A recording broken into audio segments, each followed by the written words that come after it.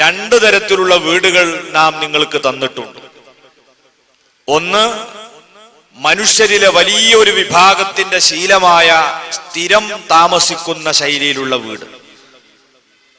അതുപോലെ ഒട്ടും കുറവല്ലാത്ത നല്ലൊരു വിഭാഗം ആളുകൾ ഇന്നും ലോകത്ത് നാടോടികളാണ്. നമ്മുടെ നാട്ടുമ്പുറങ്ങളിലൂടെ നമ്മൾ കാണുന്നുണ്ട്. നമ്മൾ ഇങ്ങനെ ചിന്തിക്കും, എന്താ അവർക്ക് ബുദ്ധിയില്ലേ? അവരെന്താണ് ഇങ്ങനെ ഒഴുകിക്കൊണ്ടിരിക്കുന്നത്? ഒരിടത്ത് നിന്ന് മറ്റൊരിടത്ത്, അവിടുന്ന് വേറൊരിടത്ത്. അറബ് ലോകത്ത് ചെന്നാലും വലിയൊരു വിഭാഗം ആളുകളെ നമുക്ക് ഇങ്ങനെ കാണാൻ കഴിയും. ഒട്ടേറെ ബദുക്കളെ പുതിയ സർക്കാരുകൾ പ്രത്യേക രീതിയിൽ കുടിയിരുത്തിയെങ്കിലും ചില പ്രത്യേക സീസണുകളിൽ അവരിപ്പോഴും ടെന്റ് കെട്ടി ആ പഴയ ജീവിതം ആസ്വദിക്കുകയാണ്. അങ്ങനെ സ്ഥിരമായൊരിടത്ത് താമസിക്കുന്നവരും പല സ്ഥലങ്ങളിലേക്ക് മാറി മാറി താമസിക്കുന്നവരുണ്ട്. അവർക്കുള്ള വീടിനെയും കൂടി അല്ലാഹു അവന്റെ അനുഗ്രഹമായി പിന്നീട് എണ്ണി പറയുന്നു. വജഅല ലക്കും മിൻ ജുലൂദിൽ അൻആമി ബുയൂതാ. ആടുമാട് ഒട്ടകങ്ങളുടെ തോൽ ഉപയോഗിച്ചുകൊണ്ടും അല്ലാഹു നിങ്ങൾക്ക് ഭവനങ്ങൾ ഉണ്ടാക്കി തന്നു, ടെന്റുകൾ ഉണ്ടാക്കി തന്നു. തസ്തഖിഫൂനഹാ യൗമ ലഅനികും വയൗമ ഇഖാമതികും. ആ വീടുകൾ വളരെ ഭാരം കുറവാണ്. നിങ്ങൾക്ക് പോകുന്നിടത്തേക്ക് യഥേഷ്ടം അത് കൊണ്ടുപോകാം. ഇന്ന് ഇവിടെ തങ്ങണമെന്ന് കരുതിയാൽ അവിടെ നിങ്ങൾക്ക് ടെന്റ് കെട്ടി അവിടെ താമസിക്കാം. ഇങ്ങനെ നിങ്ങൾക്ക് യാത്രയോടൊപ്പം കൊണ്ടു നടക്കാൻ പറ്റിയതും വീട്ടിൽ ഒരു നാട്ടിൽ സ്ഥിരമായി താമസിക്കാൻ പറ്റിയതുമായ ഭവനങ്ങളെ അല്ലാഹു നിങ്ങൾക്ക് തന്നു. എന്തിനു വേണ്ടി? സഖനൻ, സമാധാനത്തിനും സ്വാസ്ഥ്യം ലഭിക്കാനും. അതാണ് വീട് അല്ലാഹു സുബ്ഹാനഹു വ തആല തന്നതിന്റെ പ്രധാന ലക്ഷ്യമായി വിശുദ്ധ ഖുർആൻ ആദ്യമായി നമ്മെ പഠിപ്പിക്കുന്നത്. അങ്ങനെയുള്ള ഒരു വീട് ഏതൊരാളുടെയും സ്വപ്നമാണ്. നമ്മളെ കൂട്ടത്തിൽ ഇന്നും സ്വന്തമായി വീടില്ലാത്ത ഒരുപാട് ആളുകളുണ്ട്. അല്ലാഹു എല്ലാവർക്കും അനുഗ്രഹം നിറഞ്ഞ വീടെടുക്കാൻ തൗഫീഖ് നൽകുമാറാകട്ടെ. മഹാനായ നബി കരീം സല്ലല്ലാഹു അലൈഹി വസല്ലം പഠിപ്പിച്ചു, വമിൻ സആദത്തി ബിനി ആദം. ഒരു മനുഷ്യന്റെ ഭാഗ്യത്തിന്റെ അടയാളമാണ്, അതല്ലെങ്കിൽ അവന്റെ വിജയത്തിന്റെ അടയാളമാണ്, അവന് കിട്ടുന്ന മഹാഭാഗ്യമാണ് സലാസ, 3 കാര്യങ്ങൾ. അതൊരാൾക്ക് കിട്ടിക്കഴിഞ്ഞാൽ അവൻ ഭാഗ്യവാനാണ്. അൽ മർഅത്തു സ്വാലിഹ, ഒന്ന് നല്ല ഒരു ഇണ. അത് പുരുഷനെ സംബന്ധിച്ച് പറഞ്ഞപ്പോൾ സ്ത്രീ എന്ന് പറഞ്ഞേ ഉള്ളൂ. സ്ത്രീയെ പറ്റിയാണെങ്കിൽ നല്ല ഒരു ഭർത്താവ് അല്ലെങ്കിൽ നല്ല ഒരു ഭാര്യ. വൽ മസ്കനുൽ വാസിഅ, സൗകര്യപ്രദമായ ഒരു വീട്. വൽ മർകബു സ്വാലിഹ്, നല്ല ഒരു വാഹനം. ഇത് 3 കൂടെ ഒരാൾക്ക് അല്ലാഹു തആല കൊടുത്തിട്ടുണ്ടെങ്കിൽ അയാൾ വലിയ ഭാഗ്യവാനാണെന്ന് മുഹമ്മദുർ റസൂലുള്ളാഹി സ്വല്ലല്ലാഹു അലൈഹി വസല്ലം. എന്ന് പറഞ്ഞാൽ അയാൾക്ക് അഹങ്കരിക്കാൻ അവകാശമുണ്ടെന്നല്ല. ഇത് ലഭിക്കാത്തവരെക്കാൾ അയാൾ കൂടുതൽ നന്ദിയുള്ളവനായിരിക്കണം. സ്വന്തമായി വാഹനമുള്ളവൻ ഒരു ജമാഅത്ത് പോലും ഒഴിവാക്കാൻ പാടില്ല. ഏത് യാത്രയിലും അവന് സൗകര്യപ്രദമായ സ്ഥലത്ത് വാഹനം നിർത്തി അവന് ജമാഅത്തിൽ പങ്കെടുക്കാൻ സാധിക്കുന്നു. സ്വന്തം വണ്ടിയില്ലാത്തവൻ അവൻ കയറിയ വണ്ടിയുടെ സമയത്തിനനുസരിച്ചല്ലാതെ യാത്ര പോകാൻ പറ്റൂല. അപ്പോൾ അവനെപ്പോലെ അവനേക്കാൾ അധികമായി അവൻ നന്ദിബോധത്തോടുകൂടെ ജീവിക്കാൻ കടപ്പെട്ടവനാകുകയാണ്. അത് അല്ലാഹു തരുന്ന മഹാഭാഗ്യമാണ്. 3 കാര്യങ്ങൾ. അതിലെ വീട്, അത് കേന്ദ്രീകരിച്ചുകൊണ്ടാണ് ഇന്ന് പ്രധാനമായും നമുക്ക് ചർച്ച നടത്താനുള്ളത്. ഒരു വീട്, അത് അല്ലാഹു പറഞ്ഞ സമാധാനവും സന്തോഷവും നിഅ്മത്തും ബറക്കത്തും എല്ലാം നിറഞ്ഞ തരത്തിലുള്ള വീടായി മാറണമെങ്കിൽ ആദ്യമായി നമ്മൾ ശ്രദ്ധിക്കേണ്ട കാര്യം എന്താണ്? ഒന്നാമതായി നമുക്ക് വീടിനൊരു സ്ഥലം വേണം. വീടിന് സ്ഥലമെടുക്കുമ്പോൾ നബി സല്ലല്ലാഹു അലൈഹി വസല്ലം പഠിപ്പിച്ച ഹദീസിൽ കാണാം, അവലക്ഷണം അത് 3 കാര്യത്തിലാണ് സാധാരണ ഉണ്ടാകാറുള്ളത്, അല്ലെങ്കിൽ പരിഗണിക്കേണ്ടതുള്ളത്. അതിലൊന്ന് വീടാണ്, മറ്റൊന്ന് ഭാര്യയാണ്, മൂന്നാമത്തേത് വാഹനമാണ്. ഈ പറഞ്ഞ 3 കാര്യം. അതിൽ നല്ല ലക്ഷണവും മോശപ്പെട്ട ലക്ഷണവും പരിഗണിക്കപ്പെടണം എന്നാണ്. വീടിന്റെ നല്ല ലക്ഷണമായി പണ്ഡിതന്മാർ എണ്ണിപ്പറഞ്ഞ പ്രധാനപ്പെട്ട വിഷയം വീടിന്റെ പരിസരത്തിന്റെ സൗകര്യമാണ്. അതിൽ മുറ്റത്തിന്റെ വിശാലത വളരെ കൂടുതൽ പണ്ഡിതന്മാർ എണ്ണിപ്പറഞ്ഞിട്ടുണ്ട്.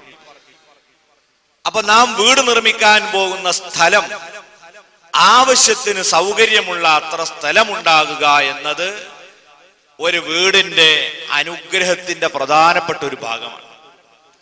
ഇന്ന് നമ്മുടെ ചിന്ത മാറി, നമുക്ക് റോട്ടിലേക്ക് കാലെടുത്ത് വെക്കണമെന്ന്, അതിൻ്റെ അടുക്ക് നടക്കാനോ ഇരിക്കാനോ സ്ഥലം ഉണ്ടാവില്ല.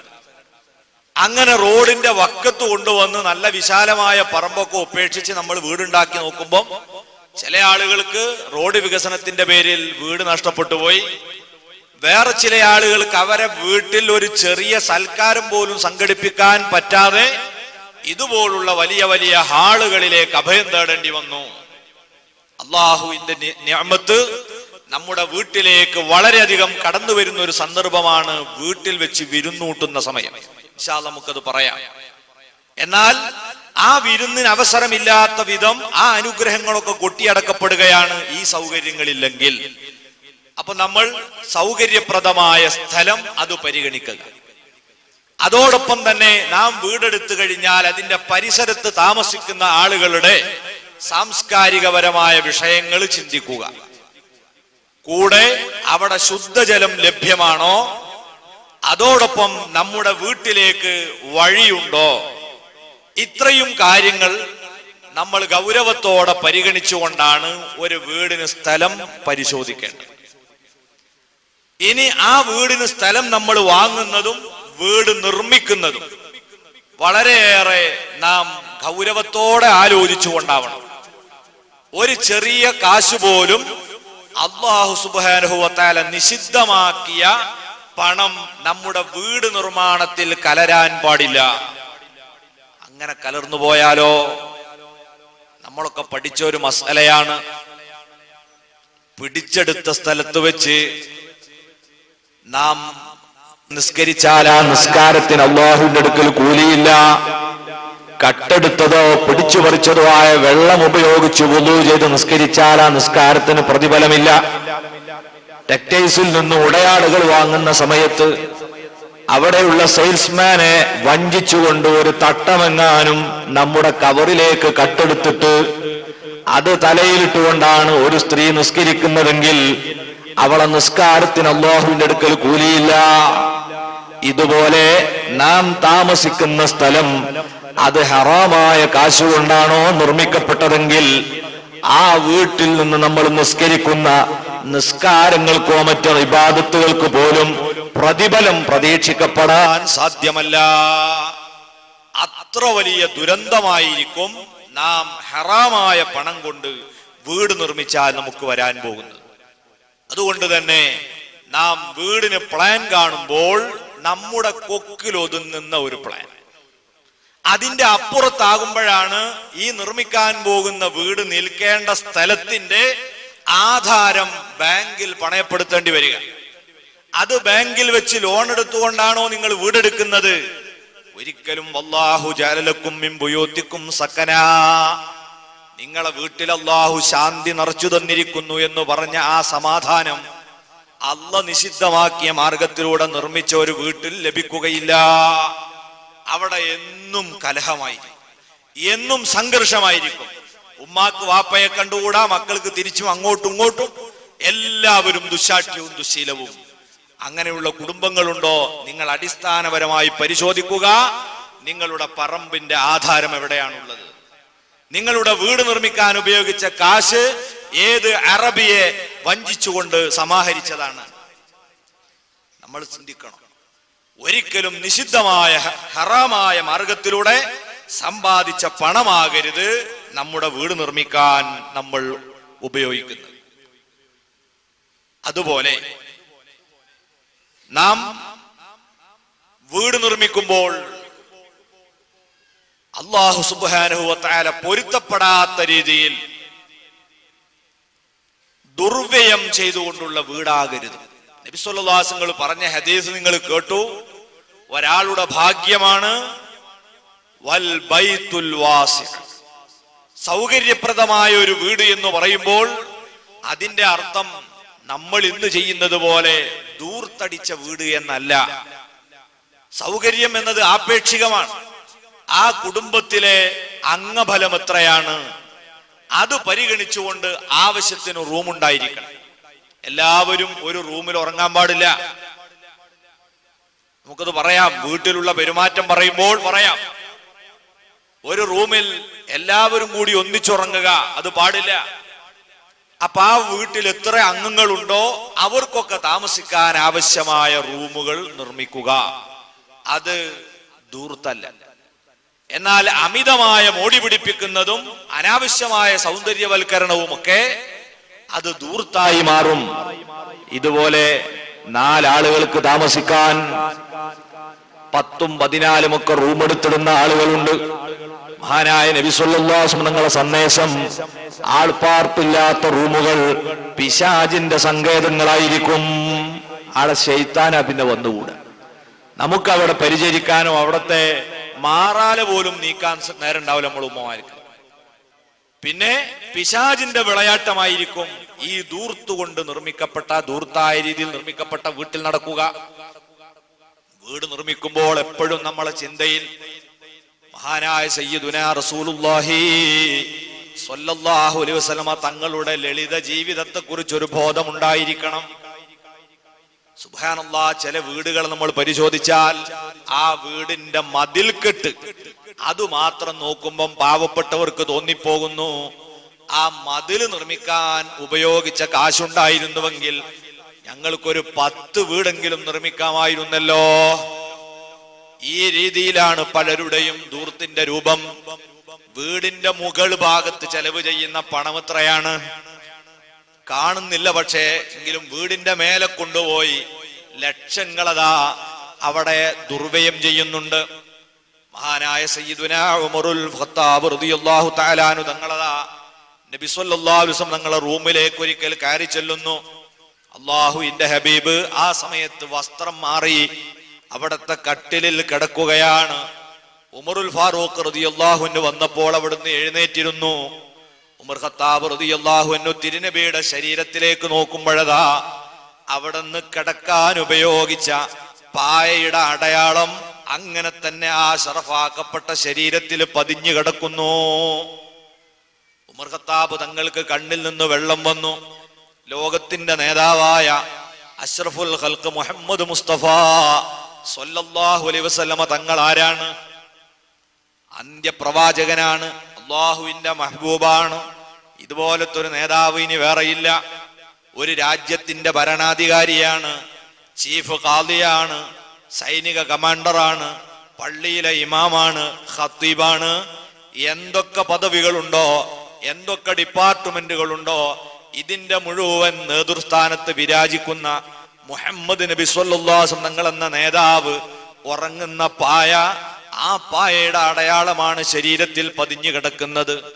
മഹാനവറുകൾ ഒന്നുകൂടി പരിസരം നിരീക്ഷിച്ചു. ഇനി എന്തൊക്കെയാണ് ആ വീട്ടിലുള്ള ഗൃഹോപകരണങ്ങൾ? നബി കടക്കാൻ ഉപയോഗിച്ച കട്ടിൽ ഈന്തപ്പന മട്ടൽ കൊണ്ട് നിർമ്മിച്ചതാണ്. പായ ഈന്തപ്പന ഓല കൊണ്ടുണ്ടാക്കിയതാണ്. അതേ പനയുടെ ഉള്ളിൽ നിന്ന് പറിച്ചെടുത്ത നാര് നിറച്ച തലയണയാണ്. ഇനി ആ റൂമിലുള്ളത് ഒരു ചെറിയ തോൽ സഞ്ചിയുണ്ട്, അതിലൽപ്പം വെള്ളം കിടക്കുന്നു. വേറെ ഒരു പാത്രത്തിൽ ഏതാനും യവമണികളാണുള്ളത്. മറ്റൊരു ചെറിയ പാത്രത്തിൽ അവിടുന്ന് പല്ല് തേക്കാൻ ഉപയോഗിക്കുന്ന വസ്തുക്കളുണ്ട്. ഇത്രയുമാണ് ഒരു ഭരണാധികാരിയുടെ വീട്ടിന്റെ ഉള്ളിലുള്ള ഗൃഹോപകരണമെങ്കിൽ ഉമർ ഫാറൂഖ് റളിയല്ലാഹു അൻഹു കരഞ്ഞുകൊണ്ട് ചോദിച്ചു, നബിയേ, ദാക കിസ്റാ വ കൈസർ, അങ്ങ് കണ്ടില്ലേ കൈസർ രാജാവ്, കിസ്റ രാജാവ്, അവരൊക്കെ ദാ അമ്പരചുംബികളായ ആകാശത്തെ മുത്തമിട്ട് നിൽക്കുന്ന വലിയ കൊട്ടാരങ്ങളിലല്ലേ നബിയെ താമസിക്കുന്നത്? അവർക്കൊക്കെ ഉറങ്ങാൻ തൊട്ടിലുകളില്ലേ? താരാട്ടുപാടാൻ തോഴിമാരില്ലേ? വഅന്ത റസൂലുള്ളാഹി സ്വല്ലല്ലാഹു അലൈഹി വസല്ലമ, നബിയെ അവിടുന്ന് അള്ളാന്റെ ദൂതരല്ലേ? അങ്ങല്ലേ ഇതൊക്കെ ഉപയോഗിക്കാൻ ഏറ്റവും അർഹതയുള്ള ആള്. അവിടത്തേക്ക് ഞങ്ങൾ ഒരു പുതിയ ബെഡ് വാങ്ങി തന്നാൽ അവിടുന്ന് സ്വീകരിക്കുമോ നബിയേ എന്ന് ചോദിച്ചപ്പോൾ അള്ളാഹുവിന്റെ റസൂൽ സ്വല്ലല്ലാഹു അലൈഹി വസല്ലം പറഞ്ഞ മറുപടി, ഉമറേ, അവരൊക്കെ ഈ ദുന്യാവിൽ മാത്രമേ അവർക്ക് ഇത് ആസ്വദിക്കാൻ കഴിയൂ. നമുക്ക് അള്ളാഹു പരലോകത്ത് തയ്യാറാക്കിയ ബെഡും അവിടെ റെഡിയാക്കി വെച്ച വലിയ വലിയ കൊട്ടാരങ്ങളും സൗകര്യങ്ങളുമില്ലേ, അതാണ് എന്റെ ജീവിതത്തിന്റെ ലക്ഷ്യം. ഞാൻ അങ്ങോട്ട് യാത്ര പോകുകയാണ്. യാത്ര പോകുന്ന ഒരു വ്യക്തി വിശ്രമത്തിന് വേണ്ടി ഒരു സ്ഥലത്ത് ഇരുന്നാൽ, ഒരു ബസ് സ്റ്റോപ്പിലോ ഒരു മരത്തണലിലോ ഇരുന്നാൽ, ആദ്യം ആ മരത്തണലും ബസ് സ്റ്റോപ്പും ഒക്കെ അവിടെ വൃത്തിയാക്കാനോ അല്ലെങ്കിൽ അവിടെ മോടി വർദ്ധിപ്പിക്കാനോ അവൻ നിൽക്കുകയില്ലല്ലോ.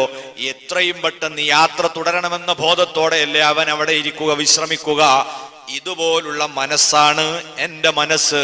അതുകൊണ്ട് എനിക്ക് വേറെ ഒരു ബെഡ് വേണ്ട, വേറെ സൗകര്യങ്ങൾ വേണ്ട. സയ്യിദുൽ വറാ മുഹമ്മദുർ റസൂലുള്ളാഹി സ്വല്ലല്ലാഹു അലൈഹി വസല്ലം, ആ നേതാവിന്റെ അനുയായികളാണ് നമ്മൾ എന്ന ബോധത്തോടു കൂടെ ആയിരിക്കണം നമ്മൾ വീടിന്റെ നിർമ്മാണവുമായി ബന്ധപ്പെടേണ്ടത്. അനാവശ്യമായ ചെലവുകൾ ഇന്ന് മുസ്ലിം സമുദായത്തെ സംബന്ധിച്ചിടത്തോളം സമ്പാദ്യത്തിന്റെ സിംഹഭാഗവും അത് ഈ രീതിയിൽ കോൺക്രീറ്റ് കെട്ടിടങ്ങളാക്കി വാർത്തുകുത്തിയിരിക്കുകയാണ്. ഇനി എന്താ അത് പൊളിച്ചാ കിട്ടുക?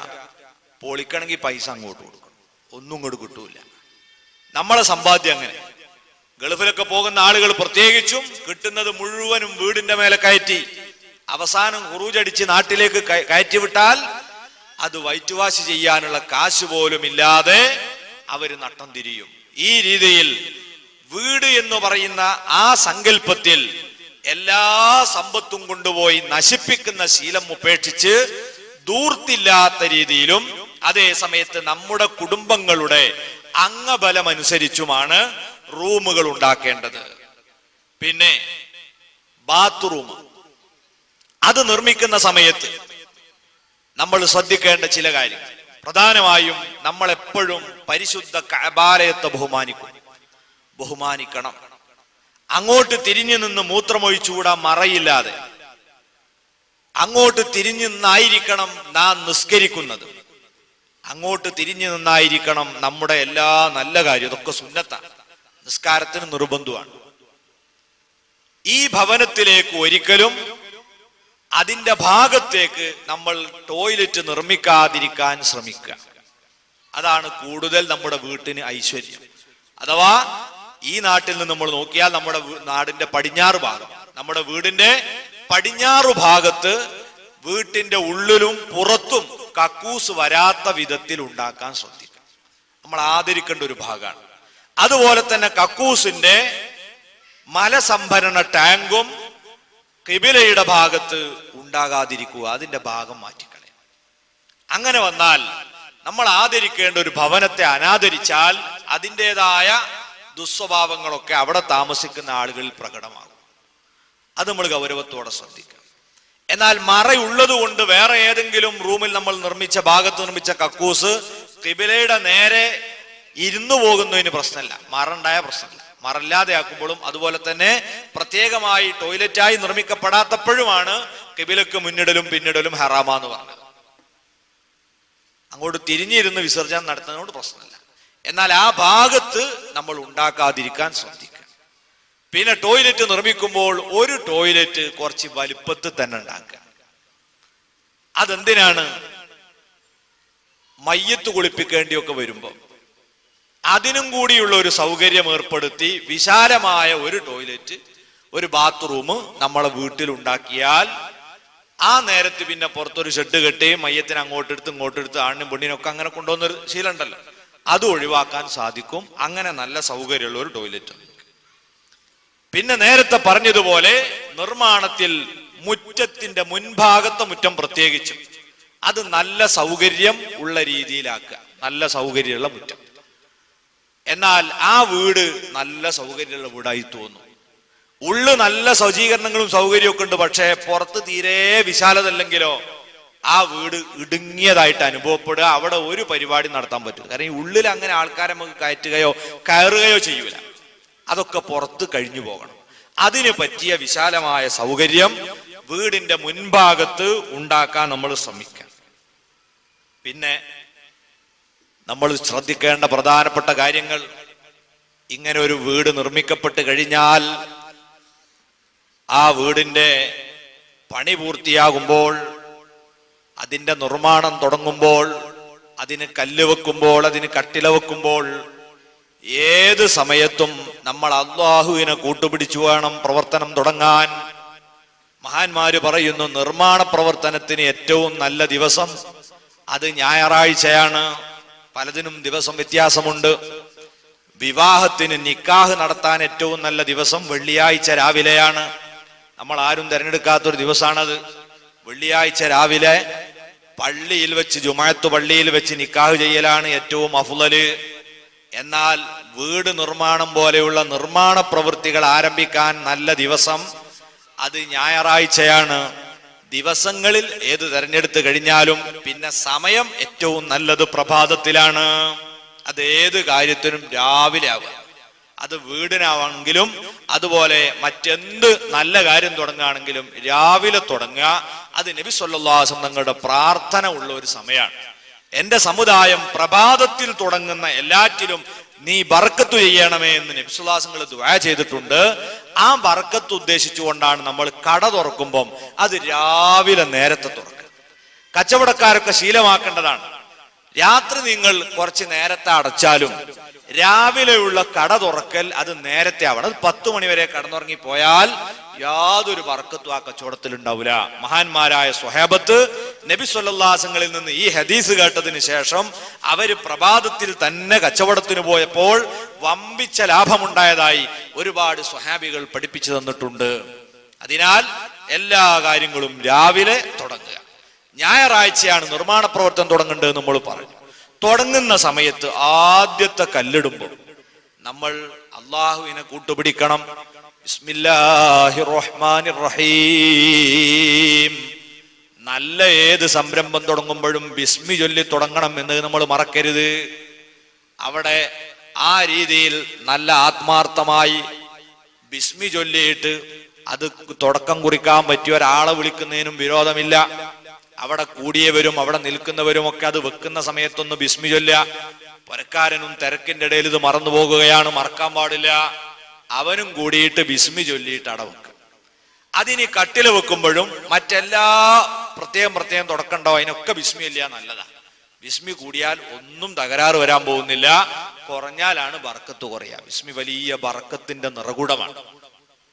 അങ്ങനെ തുടങ്ങിയ വീട്, ആ വീടിന്റെ ഗൃഹപ്രവേശം അതും നടത്താൻ പറ്റിയ സമയം ഏത് തന്നെയാ നല്ലത്? പ്രഭാതം തന്നെയാണ്. ഇപ്പൊ ചില ആളുകൾ പറയും, വീട് നമ്മൾ രാത്രി ഉറങ്ങാനുള്ളതല്ലേ, അപ്പൊ രാത്രിയല്ലേ വീട്ടിൽ കൂടണ്ട്.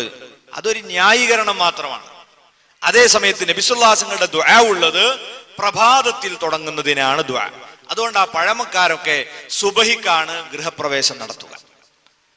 അങ്ങനെ സുബഹി സമയത്ത് നേരത്തെ തന്നെ വീട്ടിൽ പ്രവേശിച്ച് പ്രാർത്ഥന നടത്തി നമ്മൾ വീടിന്റെ ഉദ്ഘാടനം നടക്കുന്നു.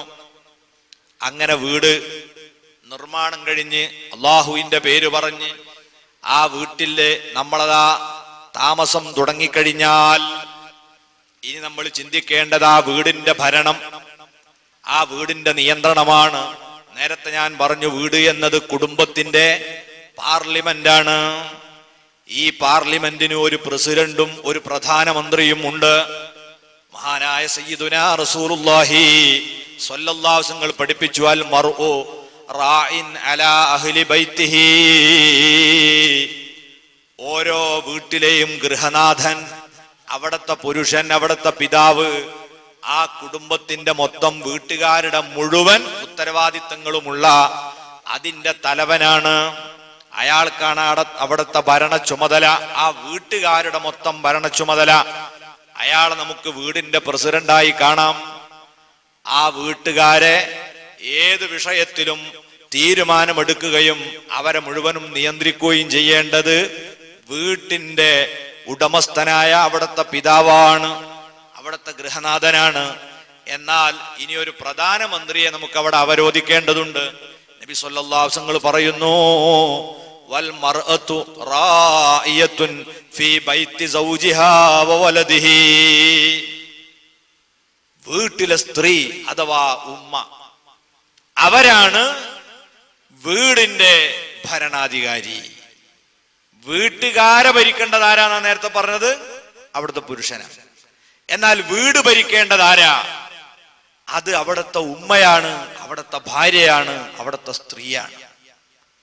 അതോടൊപ്പം അവർക്ക് ഭരിക്കാൻ ഒരു ടീമിനെയും കൂടി അള്ളാഹു കൊടുത്തു. വലദിഹി, ആ ഉമ്മാക്ക് തന്റെ ഭർത്താവിലൂടെ ഉണ്ടായ മക്കൾ, ആ കുട്ടികളെയും ഉമ്മ ഭരിക്കാം. ബാക്കിയുള്ളവർ ഉമ്മ ഭരിക്കാൻ നിന്നാൽ അവര് വഴങ്ങൂല. അങ്ങനെയാണ് പ്രകൃതി, അതാണ്. അപ്പൊ ഉമ്മാക്ക് ഭരിക്കാനുള്ളത് വീടും ആ വീട്ടിലെ മക്കളുമാണ്. ഈ രണ്ട് വിഭാഗവും വീടുമായി ബന്ധപ്പെട്ട വിഷയത്തിൽ അവരുടെ ഡ്യൂട്ടി എന്താണെന്നറിയുകയും അവരുടെ ഇടപെടലുകൾ സജീവമാക്കുകയും ചെയ്താൽ നേരത്തെ അള്ളാഹു പറഞ്ഞ ശാന്തി നിറഞ്ഞു നിൽക്കുന്ന ഭവനങ്ങളായി നമ്മുടെ വീട് മാറും. ഒന്നാമതായി വീട്ടിന്റെ ഭരണാധികാരി നമ്മൾ പറഞ്ഞു, അത് ഉമ്മയാണ്. ആ ഉമ്മാക്ക് ചെയ്തു തീർക്കേണ്ട ഒരുപാട് ജോലിയുണ്ട്. നല്ല ഒരു വീട്, ആ വീട്ടിൽ നിന്നാണ് നല്ല സമൂഹത്തെ നമ്മൾ സംസ്കരിച്ചെടുത്തുകൊണ്ടിരിക്കുന്നത്. എല്ലാ കുടുംബങ്ങളും നല്ല കുടുംബമാകുമ്പോഴാണ് നല്ല സമൂഹം ഉണ്ടാകുന്നത്. അതിനുവേണ്ടി വീട് കേന്ദ്രീകരിച്ചുകൊണ്ട് ഉമ്മമാര് ചെയ്യേണ്ട പ്രധാനപ്പെട്ട പ്രവർത്തനങ്ങളിൽ ഒന്ന്, വീട് എന്നത് നമ്മുടെ സമാധാനത്തിന്റെ കേന്ദ്രമായി മാറണമെങ്കിൽ ആദ്യമായി നല്ല വൃത്തിയും ശുദ്ധിയും എല്ലാവരുടെ വീടിനും ഉണ്ടായിരിക്കണം. എന്തുകൊണ്ടാണ്? വൃത്തിയില്ലാത്ത അന്തരീക്ഷം, ആ അന്തരീക്ഷം തന്നെ നമ്മളെ സമാധാനം കെടുത്തു. നിങ്ങൾ നോക്കൂ, നമ്മൾ നല്ല ഒരു ഡ്രസ്സൊക്കെ ധരിച്ചുകൊണ്ട് ഇറങ്ങിയിട്ട് ഒരു KSRTC ബസ്സിലോ മറ്റോ കയറി ഒന്ന് ചാരി, അപ്പോഴാരൊന്ന് പറഞ്ഞു പുറത്തെന്തായത്, സുബ്ഹാനല്ലാഹ്. ഇനി അന്ന് അയാൾക്ക് ആ ഡ്രസ്സ് മാറാതെ ടെൻഷൻ തീരുവോ? നമ്മൾ കാണുന്നൊന്നുമില്ല, എന്നാലും പുറത്തങ്ങനെ എന്തോന്നുണ്ട് എന്ന് തോന്നിയാ മതി, വല്ലാത്ത ടെൻഷനായി. വൃത്തികേട് എന്നത് മനുഷ്യന്റെ മനസ്സിനെ അലോസരപ്പെടുത്തിക്കൊണ്ടിരിക്കും. ഇമാമുന ശാഫിഈ റളിയല്ലാഹു തആല നിങ്ങൾ അതുകൊണ്ടാ പറഞ്ഞത്, വൃത്തി എന്ന് പറയുന്നത് അത് മനുഷ്യന് സമാധാനം തരും, അവന്റെ ടെൻഷൻ അകറ്റും. ആ വൃത്തികേട് നമ്മുടെ വീട്ടിൽ ഉണ്ടായി പോകരുത്. അതിന്റെ കൂടെ വൃത്തിഹീനമായ ചുറ്റുപാട് വീട്ടിലുണ്ടായാൽ ആ വീട്ടുകാരുടെ ആരോഗ്യത്തിന് തകരാറ് പറ്റുകയും അത് വളരെയധികം അസ്വസ്ഥത സൃഷ്ടിക്കുകയും ചെയ്യും. നിങ്ങൾ ചിന്തിച്ചു നോക്കൂ, വീട്ടിൽ ഒരംഗമെങ്ങാനും സുഖമില്ലാത്തതുണ്ടായാൽ ആ വീട്ടുകാർക്ക് മൊത്തം ടെൻഷനായി. ഏതെങ്കിലും ഒരു കുട്ടിക്ക് സുഖമില്ലെങ്കിൽ വല്ല സമാധാനവും നമുക്കുണ്ടോ? ഇല്ല. അപ്പൊ നല്ല ശാന്തിയും സമാധാനവും നിലനിൽക്കുന്ന വീടായി മാറണമെങ്കിൽ ആ വീട് എപ്പോഴും വൃത്തിയും ശുദ്ധിയും ഉള്ളതായിരിക്കണം. എങ്ങനെയാണ് വീട് വൃത്തിയാക്കേണ്ടത്? നമുക്കതിന്റെ മുൻഭാഗം മുതൽക്ക് തുടങ്ങാം. ഒരു വീടിന്റെ മുഖം എന്ന് പറഞ്ഞാൽ ആ വീടിന്റെ മുൻഭാഗമാണ്. ആ മുൻഭാഗത്തേക്ക് ഒരാൾ വന്ന് ഒന്ന് തലങ്ങും വിലങ്ങും നോക്കിയാൽ അയാൾക്ക് പറയാൻ കഴിയും ഈ കുടുംബത്തിന്റെ സാംസ്കാരിക നിലവാരം എത്രമാത്രമുണ്ട്, ഈ കുടുംബത്തിന്റെ അച്ചടക്കം എത്രമാത്രമുണ്ട്, ഇവരുടെ സ്വഭാവം ഏതു വിധത്തിലാണ്. അല്പം മനഃശാസ്ത്രപരമായി ചിന്തിക്കുന്ന ഏതൊരു മനുഷ്യനും ഒരു വീടിന്റെ മുഖത്ത് വന്ന് അതിന്റെ മുൻവശത്ത് വന്നൊന്ന് നോക്കിയാൽ ആ വീട്ടുകാരുടെ നിലവാരം പറയാൻ കഴിയും. വിവാഹാന്വേഷണത്തിന് വരുന്നത് ബുദ്ധിയുള്ള ഒരാളാണെങ്കിൽ അയൽവാസികളൊന്നും ചോദിക്കണ്ട, അവിടെ നിന്നിങ്ങനെ നോക്കിയാ ഇവിടുത്തെ പാത്തുമ്മ എങ്ങനെയുണ്ട്, ഇവിടുത്തെ കുട്ടികളുടെ സ്വഭാവം എന്താണ്, ഇവിടുത്തെ ആളുകളുടെ രീതി എന്താണ്, ഇതൊക്കെ മനസ്സിലാക്കാൻ. എന്താ കാരണം? അടുക്കും ചിട്ടയും വൃത്തിയും ശുദ്ധിയും. ഇത് നമ്മുടെ നല്ല സമൂഹ സൃഷ്ടിക്ക്, നല്ല കുടുംബ സംവിധാനത്തിന് അനിവാര്യമായൊരു ഗുണമാണ്. ഇന്ന് നാം ഒരു വീടിന്റെ മുൻവശത്തേക്ക് ചെന്നാൽ എന്തൊക്കെയാണ് നമ്മൾ അവിടെ സ്വാഗതം ചെയ്യുന്നത്? നമ്മളെ സ്വീകരിക്കാൻ നിൽക്കുന്നത് പലതുമാണ്. പ്രധാനമായും റോഡ് പോലും ഇല്ലാത്തവരും ഇന്ന് കാറ് നിർത്താനുള്ള സജ്ജീകരണം ചെയ്തിട്ടുണ്ടാവും. റോഡില്ല, എന്നാലും കാറ് നിർത്തിയിട്ടാണ് ഇത് വീടുണ്ടാക്കി. കാറില്ലാത്തത് കൊണ്ട് അവിടെ എന്തിനാ നിർത്തിയിടുക? അധിക ആളുകളും ഒരു 2 ലോഡ് ചിരട്ടയും ചകരിയും ഒക്കെ കൊണ്ടുവന്നിട്ട് അവിടെ നടക്കും. വീട്ടിന്റെ മുൻവശത്ത് ചെന്നാൽ അതാ കാഴ്ച. അവിടെ എല്ലാ ജാതി ഹിംസ്ര ജന്തുക്കളും ഇഴജീവികളും ഒക്കെ അവിടെ വന്നുകൂടും. ഇടക്കിടക്ക് ഇങ്ങനെ തീവണ്ടി പോണമായി ചേരാട്ടിയൊക്കെ കാണാൻ ചുമരുമ്പോ കൂടെ ഇങ്ങനെ പോകണം. ഇത് മുന്നിൽ കൊണ്ടിട്ടിട്ടാണ്. വേറെ ചില ആളുകൾ ആ സ്ഥലത്ത് 2 ലോഡ് മണലിറക്കും. ഒന്നുമില്ലെങ്കിൽ മണൽ കൊണ്ടിടും. എന്നാലും എന്ത് ചെയ്യും, രാത്രിയും പകലും ഒക്കെ പൂച്ച വന്നിട്ട് ഓൽക്കല്ല സുഖം, കുറച്ച് മാന്തിയാ മതി. അല്ലെങ്കിൽ ഈ പാറപ്പുറത്ത് പോയി മാന്താൻ ബുദ്ധിമുട്ടാണ്, ഇത് ലേശം മാന്തിയിട്ടാണ് മൂടിയിട്ട് പോവാം. ആ വീടിന്റെ കോലായിലിരിക്കുമ്പം പൂച്ചയുടെ കാഷ്ടവും മൂത്രവും മണക്കാതിരിക്കാൻ കഴിയൂല. ഒന്നുകൂടി പുരോഗമിച്ച ആളുകളാണെങ്കിൽ അവരെ വീട്ടിൽ 2 പശുക്കൾ ഉണ്ടാവും, ഒരാടും ഉണ്ടാവും. അതിന് എവിടെയാണ് പാർക്ക് ചെയ്യിപ്പിക്കുക? ഈ കാർപോർച്ചിലാണ്. ഇവരിത് പറയണ്ടല്ലോ, രാത്രി ആയാൽ ഇവരിങ്ങനെ ചായ പാരും പുട്ടുചൂടും, ഇത് തന്നെ പരിപാടി.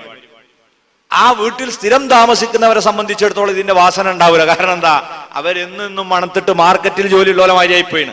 അവർക്ക് മീൻ മണക്കൂല. പുറത്തുനിന്ന് വരുന്നവനാ മൂക്ക് കുത്തുക. ഇതേ രീതിയിൽ ആ വീട്ടുകാർക്ക് ഇത് അലോസരം ഉണ്ടാക്കൂല. ഒരതിഥി വരുമ്പോഴാണ് എന്താ ഇവിടെ നാറുന്നത്, ഇവിടെ എന്താ വൃത്തിയില്ലാത്തത്, അവര് ചിന്തിക്കും.